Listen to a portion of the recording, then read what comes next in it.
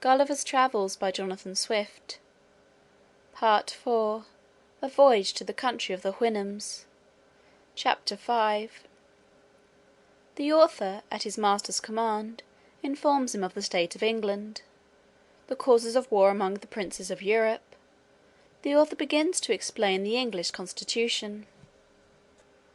The reader may please to observe that the following extract of many conversations I had with my master contains a summary of the most material points which were discoursed at several times for above 2 years, his honour often desiring fuller satisfaction, as I farther improved in the Houyhnhnm tongue. I laid before him, as well as I could, the whole state of Europe. I discoursed of trade and manufactures, of arts and sciences, and the answers I gave to all the questions he made, as they arose upon several subjects, were a fund of conversation not to be exhausted.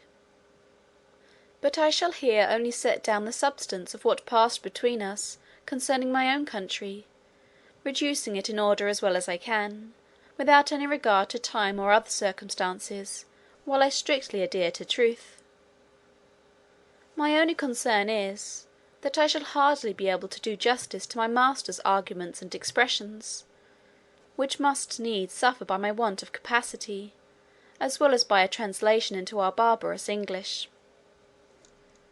In obedience, therefore, to his honour's commands, I related to him the revolution under the Prince of Orange, the long war with France, entered into by the said prince, and renewed by his successor, the present queen, wherein the greatest powers of Christendom were engaged, and which still continued.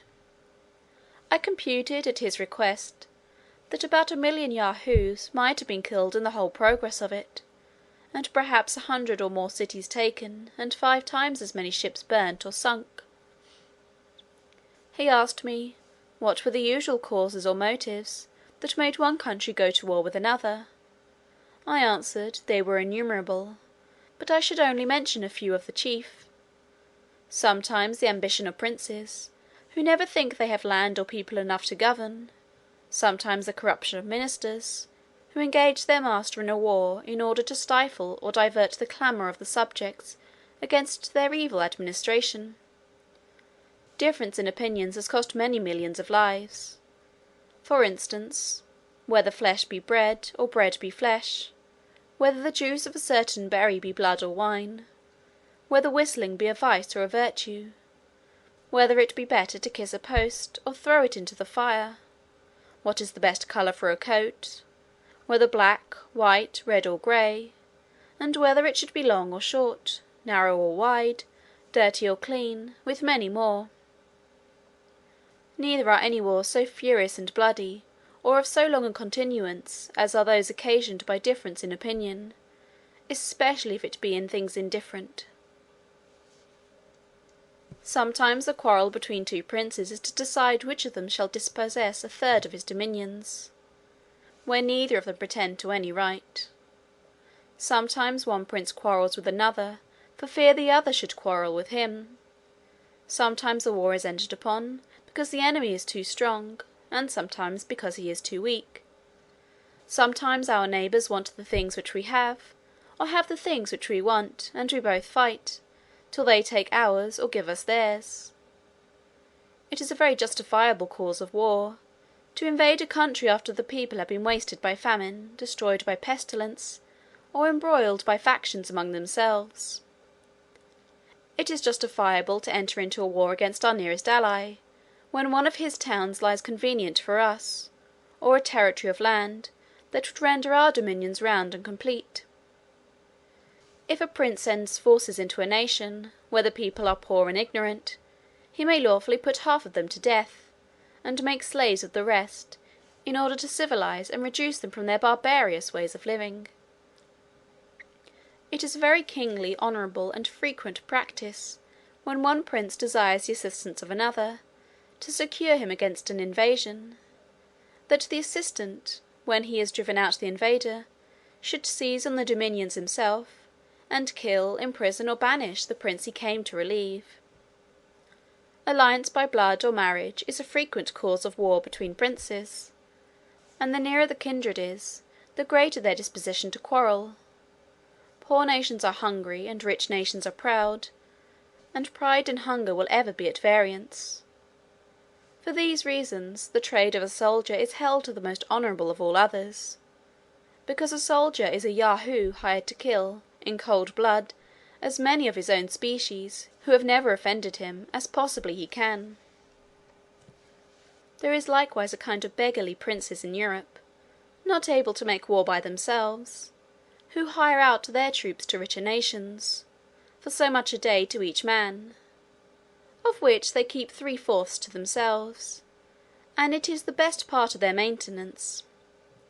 Such are those in many northern parts of Europe. "What you have told me," said my master, "upon the subject of war, does indeed discover most admirably the effects of that reason you pretend to. However, it is happy that the shame is greater than the danger, and that nature has left you utterly incapable of doing much mischief. For, your mouths lying flat with your faces, you can hardly bite each other to any purpose, unless by consent. Then as to the claws upon your feet before and behind, they are so short and tender, that one of our Yahoos would drive a dozen of yours before him. And therefore, in recounting the numbers of those who have been killed in battle, I cannot but think you have said the thing which is not." I could not forbear shaking my head, and smiling a little at his ignorance; and being no stranger to the art of war, I gave him a description of cannons, culverins, muskets, carabines, pistols, bullets, powder, swords, bayonets, battles, sieges, retreats, attacks, undermines, countermines, bombardments, sea fights, ships sunk with 1,000 men, 20,000 killed on each side, dying groans, limbs flying in the air, smoke, noise, confusion, trampling to death under horses' feet, flight, pursuit, victory, fields strewed with carcasses, left for food to dogs and wolves and birds of prey, plundering, stripping, ravishing, burning, and destroying. And to set forth the valour of my own dear countrymen, I assured him, that I had seen them blown up 100 enemies at once in a siege, and as many in a ship, and beheld the dead bodies drop down in pieces from the clouds, to the great diversion of the spectators. I was going on to more particulars, when my master commanded me silence. He said, "Whoever understood the nature of Yahoos might easily believe it possible for so vile an animal to be capable of every action I had named, if their strength and cunning equalled their malice. But as my discourse had increased his abhorrence of the whole species, he found it gave him a disturbance in his mind, to which he was wholly a stranger before. He thought his ears, being used to such abominable words, might by degrees admit them with less detestation. That, although he hated the Yahoos of this country, yet he no more blamed them for their odious qualities, than he did a gnat, a bird of prey, for its cruelty, or a sharp stone cutting his hoof. But when a creature pretending to reason could be capable of such enormities, he dreaded lest the corruption of that facility might be worse than brutality itself. He seemed therefore confident, that instead of reason we were only possessed of some quality fitted to increase our natural vices, as the reflection from a troubled stream returns the image of an ill-shapen body, not only larger, but more distorted.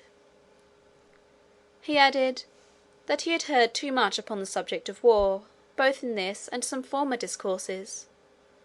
There was another point, which a little perplexed him at present. I had informed him, that some of our crew left their country, on account of being ruined by law; that I had already explained the meaning of the word, but he was at a loss how it should come to pass, that the law, which was intended for every man's preservation, should be any man's ruin. Therefore he desired to be further satisfied what I meant by law, and the dispensers thereof, according to the present practice in my own country, because he thought nature and reason were sufficient guides for a reasonable animal, as we pretended to be, in showing us what he ought to do, and what to avoid. I assured his honour, that the law was a science in which I had not much conversed, further than by employing advocates in vain upon some injustices that had been done me. However, I would give him all the satisfaction I was able. I said, there was a society of men among us, bred up from their youth in the art of proving, by words multiplied for the purpose, that white is black, and black is white, according as they are paid. To this society all the rest of the people are slaves. For example, if my neighbour has a mind to my cow, he has a lawyer to prove that he ought to have my cow from me. I must then hire another to defend my right, it being against all rules of law that any man should be allowed to speak for himself. Now in this case, I, who am the right owner, lie under two great disadvantages. First, my lawyer, being practised almost from his cradle in defending falsehood, is quite out of his element when he would be an advocate for justice, which is an unnatural office he always attempts with great awkwardness, if not with ill will.